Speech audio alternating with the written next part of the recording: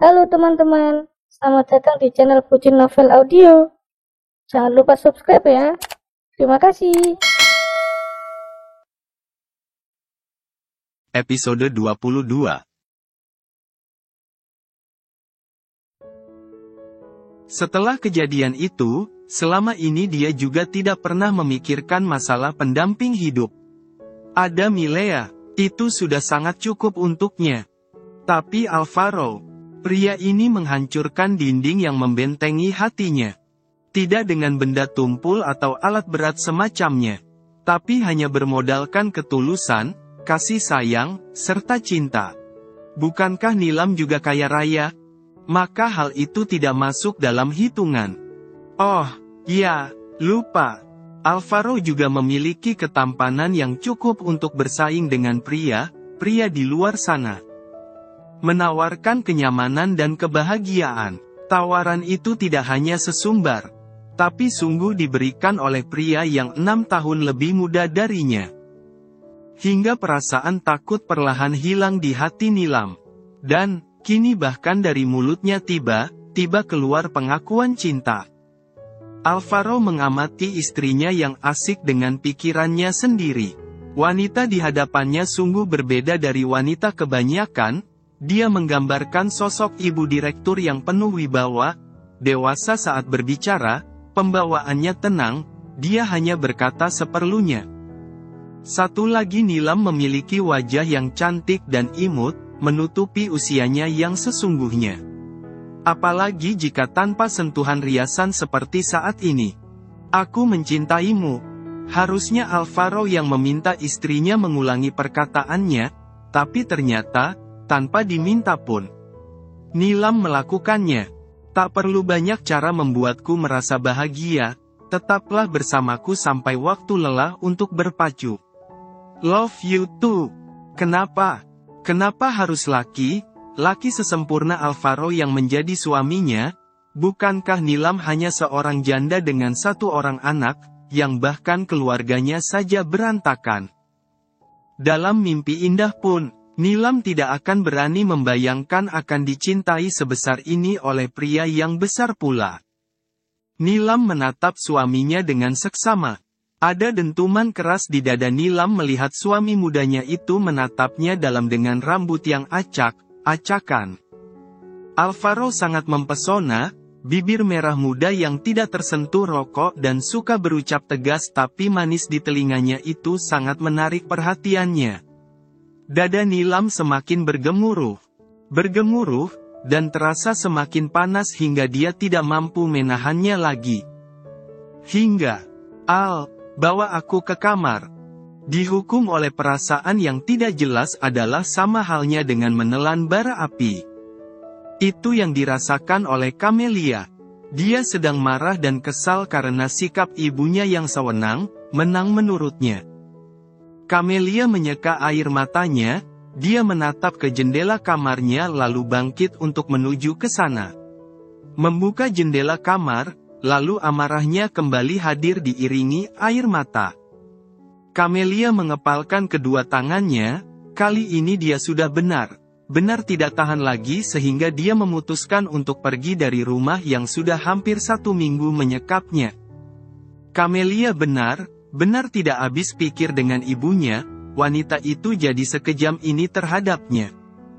Namun, baru saja kakinya turun sebelah dari celah jendela, suara familiar membuatnya tersentak kaget.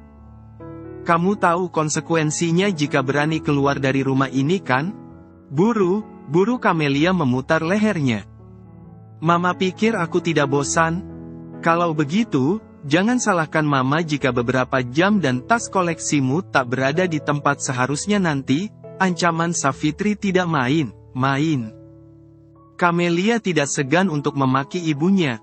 Sialan. Savitri merasakan dengungan keras di kepalanya. Dia mundur selangkah dan hampir kehilangan keseimbangan. Apa yang paling tidak disangka, adalah kenyataan bahwa anak yang begitu disayang dan dimanjakan berani memakinya seperti itu. Semua harapan dan mimpinya hancur dan dia hampir tidak bisa bernapas. Sudah hampir 3 bulan dia tidak mendapatkan transferan uang dari Nilam. Awalnya Reni masih bisa membantu. Tapi, sudah 1 minggu ini adiknya tidak bisa lagi membantu keuangannya.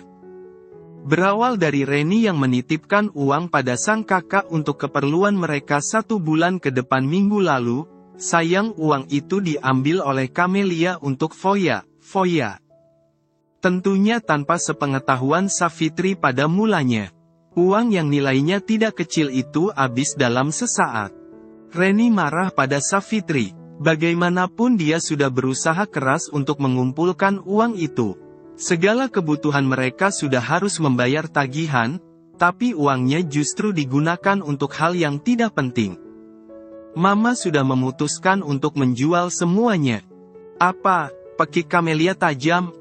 Mungkin, kamu juga tidak bisa melanjutkan studimu. No.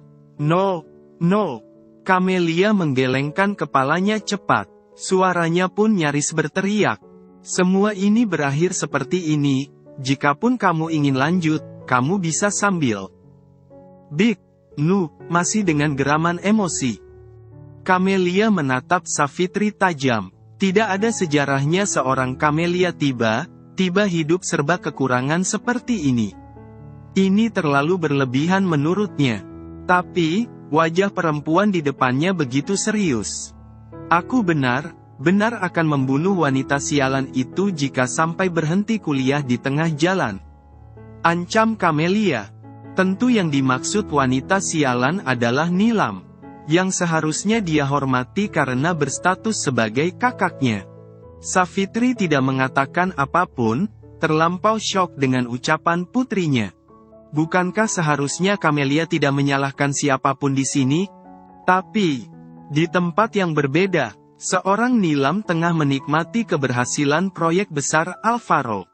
Merayakan kemenangan dengan pesta, itu sudah biasa. Tak sedetik pun Alvaro melepaskan tautan tangannya pada tangan sang istri. Padahal saat ini mereka sedang berada di tengah pesta. Puluhan bahkan ratusan mata tertuju pada pasangan itu. Alvaro yang biasanya datang seorang diri, kini tidak pernah membiarkan Nilam berjarak dengannya. Tak peduli meskipun istrinya tampak risih. Rengek Nilam mulai jenuh dengan tingkah laku suami berondongnya. Bisa lepas tanganku bentar tidak? Aku ingin menemui Lisa. Aku bisa pergi denganmu, jawab Alvaro lancar tanpa hambatan. Aku hanya benar ingin menemui Lisa, Al. Aku keberatan jika kamu berkeliaran seorang diri di tengah pesta seperti sekarang. Tapi, hanya ada 2 pilihan. Ayo aku temani menemui Lisa, atau tanpa aku kamu tetap diam di tempat. Merasa terkekang Nilam menjadi kesal sama suaminya. Hal itu berlanjut hingga mereka sudah di rumah. Nilam tampak mendiamkan Alvaro, dan Alvaro tidak ambil pusing tentang itu. Yang, temani aku mandi. Lelaki itu meminta tanpa beban, tidak peduli dengan wajah dongkol istrinya. Aku sudah mandi. Aku hanya minta temani. Tidak bilang mandi bareng kamu kan? Bukan Alvaro kalau tidak pintar berkelit. Aku kenal kamu, Al. Ya kalau nggak kenal masak jadi suami istri, yang. Maksudku, Nilam kehabisan katanya untuk berdebat dengan suami tampannya. Sudah yang, ayo, kita harus jemput Milea ke rumah neneknya kan? Benar. Hari ini Yuda minta maaf tidak bisa antarkan Milea ke rumah. Karena tiba harus mendadak keluar kota. Kamu kenapa sih, Yang, kok jadi jutek kayak gini? Tanya Alvaro tiba setelah masuk ke dalam bathtub. Nilam yang ditanya seperti itu menghela napasnya. Entahlah. Sebenarnya dia juga merasa sikapnya terlalu berlebihan untuk merasa risih. Tapi, akhir ini dia memang mudah sekali merasa kesal. Melihat suaminya memejamkan mata sambil berendam. Nilam menghampiri dan kini tangannya yang lembut mulai memijat kening Alvaro. Sentuhannya membuat mata Alvaro terbuka. Aku tidak pusing, hanya bingung cari cara untuk bujuk istri aku supaya tidak merajuk. Maaf, Lirih Nilam. Kamu ada salah, kau minta maaf. Bukannya menjawab, Nilam justru ikut masuk ke dalam bathtub dengan pakaian lengkap. Alvaro segera merangkul pinggang istrinya saat Nilam hampir terjengkang karena kurang hati. Aku suami yang buruk ya, ucap Alvaro terdengar genit di telinga Nilam. Nilam buru menggeleng. Aku yang salah. Boleh aku minta sesuatu padamu? Katakan, lembut Alvaro mengusap bibir bawah istrinya yang digigit oleh sang empu. Apapun yang ingin kamu lakukan harus seizinku. Begitupun apa yang ingin kulakukan harus mendapatkan izin darimu. Ya, Nilam mengangguk. Sangat lega sudah mengatakan keinginannya. Ada genangan air mata di sana. Izinkan mencintaimu, Mas. Kamu bicara apa tadi? Aneh ya kedengarannya. Tidak, tapi aku agak terkejut. Boleh aku mendengarnya lagi, Mas? Alvaro tak bisa menyembunyikan kebahagiaannya. Rasa haru meledak bersamaan dengan izin mencintai yang istrinya katakan. Nilam pun demikian. Dia bergegas menghamburkan diri ke pelukan suaminya. Hidup memang tidak selamanya berada di bawah. Kadang kala kita bisa berada di atas. Begitupun kebahagiaan, tidak selamanya kita berlinang air mata selamanya. Dan rasa risih dan kesal yang bahkan 1 menit yang lalu masih memenuhi hatinya, kini mengusap entah kemana. Apakah sebenarnya perasaan risih dan kesal Nilam disebabkan karena rasa takut? Takut jika keposesif Alvaro hanya pura-pura? Takut jika kebahagiaan yang dia rasakan adalah semu? Takut jika kepedulian Alvaro membuatnya semakin jatuh pada lelaki itu? Sebab dia ada rasa tak pantas. Sebab dia terlalu sering disakiti. Mungkin, yang dilakukan Nilam saat ini adalah berusaha menjaga diri, agar supaya tidak tersakiti sekali lagi. Savitri menerawang ke beberapa tahun yang lalu. Lebih tepatnya jauh ketika mendiang ayah Nilam masih hidup. Sebenarnya dia bahagia hidup dengan ayah Nilam. Hartono sosok pria yang hangat, bertanggung jawab. Tapi sayang tidak ada cinta di hati Savitri untuk pria itu. Hartono terlalu kaku, menurut Savitri. Tidak ada manisnya, waktunya hanya dihabiskan untuk bekerja, tidak pernah sekalipun berinisiatif menawannya liburan atau sekedar jalan. Tapi lelaki itu begitu mempercayainya. Sebab itulah dia bisa menjalin hubungan dengan pria lain dan bahkan sampai memiliki anak. Masih segar diingatan Savitri, ketika Nilam berusia 8 tahun. Dia izin untuk melanjutkan studinya di Singapura. Saat itu sebenarnya dia sudah mengandung 3 bulan. Dengan segala tipu dayanya dia bisa mendapatkan izin dari Handoko lebih 1 tahun di sana. Sebelum akhirnya pulang kembali setelah melahirkan Camelia dan beralibi ini dan itu untuk nutupi kebusukannya. Ada Reni yang menjadi orang kepercayaan Handoko. Tidak tahunya wanita itu justru bersekongkol dengan kakaknya. Pulang menemui Nilam bisa dihitung jari. Pertama ketika ulang tahun Nilam yang ke-9, ketika pertama kali Nilam masuk kuliah. Dan ketika suaminya sakit. Antara Nilam dan Camelia jauh berbeda. Sejak kecil Nilam anak yang kuat, dia mandiri sejak awal. Bahkan saat kuliah pun, Nilam sudah pintar mencari peluang, dia part-time ngajar les privat. Tidak hanya itu kadang tanpa gengsi Nilam juga ikut jualan barang, Dia ibu yang baik untuk Camelia. Tapi, tidak untuk Nilam. Berselingkuh, melanggar kesepakatan atas kesetiaan pernikahan demi cinta pertamanya tanpa berpikir apalagi memperdulikan Nilam kecil seolah menutup mata karena dibuatkan kesenangan dan kebahagiaan untuk dirinya sendiri. Dan, kini, tamat sudah riwayat Savitri. Dicap sebagai ibu yang tidak layak, tukang selingkuh, pezina dan dicaci karena kebohongan yang dia lakukan. Harusnya Savitri tidak peduli, memang benar itu kenyataan perilakunya. Kenyataan lebih pahit adalah hati Nilam sudah beku, tak tersentuh, mati rasa akan dirinya ibu kandungnya sendiri. Perasaan dan hatinya remuk tak berwujud. Tapi tidak bisa protes. Nilam tidak pandai mengekspresikan perasaannya lewat kata, atau bahkan raut wajah. Yang paling Nilam kuasai adalah menyembunyikan banyak hal. Wanita itu suka memendam segala sesuatu. Aku buatkan sesuatu untukmu.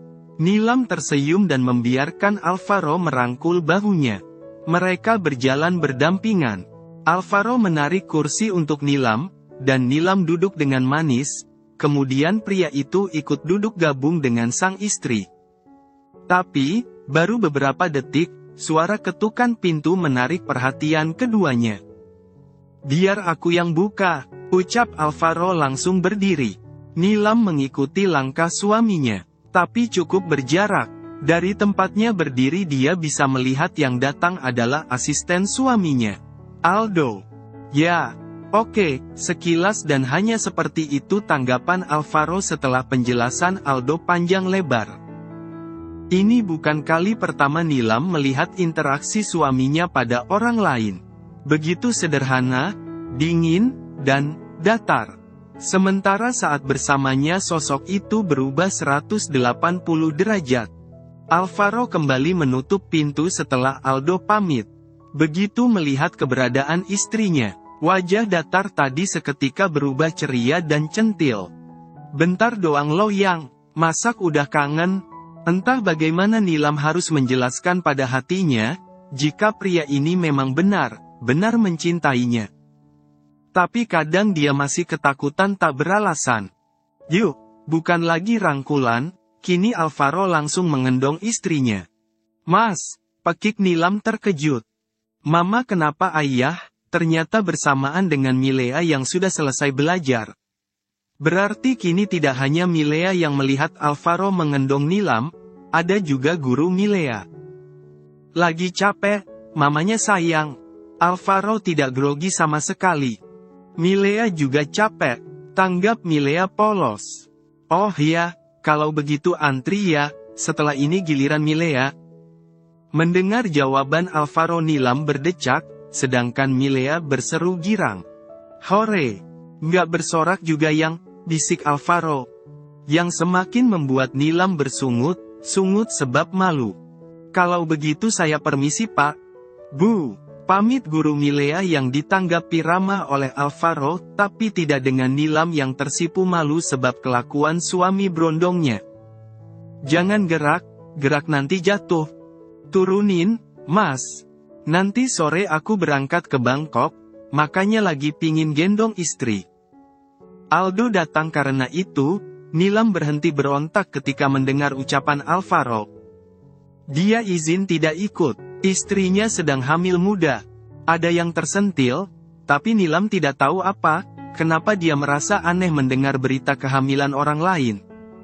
Perlahan Alvaro menurunkan istrinya dari gendongan dan bersiap mengangkat si kecil Milea.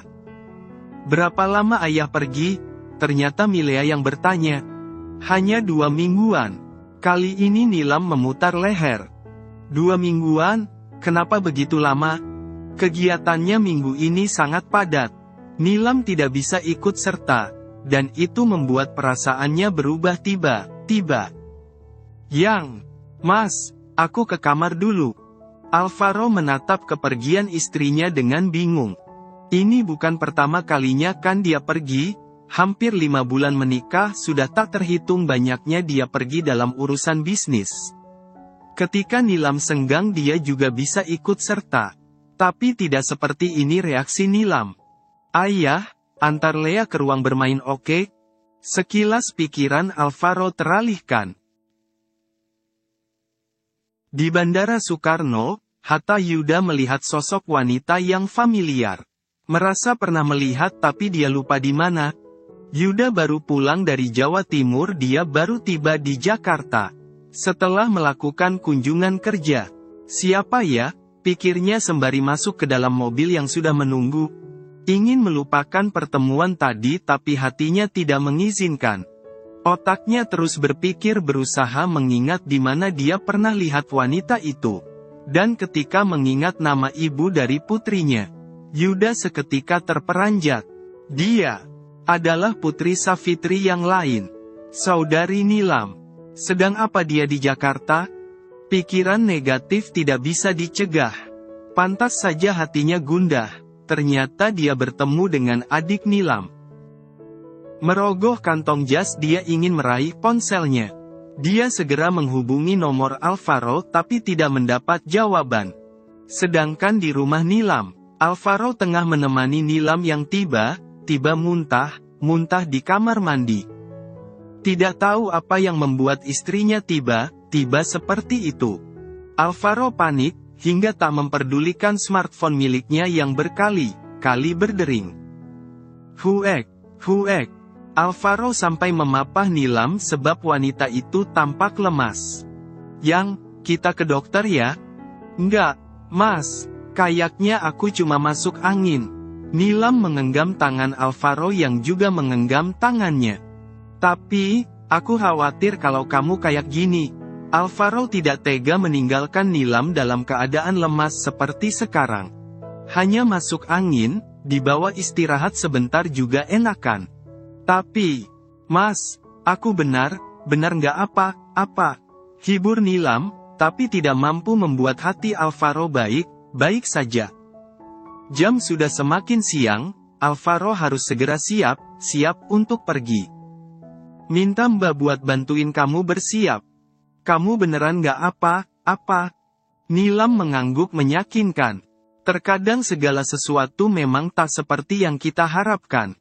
Begitu juga yang tengah terjadi pada Alvaro. Pria itu pergi dengan hati yang tidak bisa dikatakan baik. Tentu demi tanggung jawab Alvaro berangkat. Meskipun sudah diyakinkan oleh istrinya, tetap saja perasaan pria itu tak menentu. Saking banyaknya pikiran, Alvaro bahkan tak menyentuh ponselnya. Hingga dia tiba ke kota tujuan. Sementara di rumah Nilam, wanita itu dikejutkan dengan kehadiran orang yang tak diundang. Bagaimana Camelia bisa lolos? Tentu dia sudah menyusun strategi agar orang yang ditugasnya Alvaro mengawasi istri dan anaknya tertipu daya. Hai, baru kali ini rasanya kita bertegur sapa, dengan benar, Kak. Basa-basi Camelia dengan Nilam.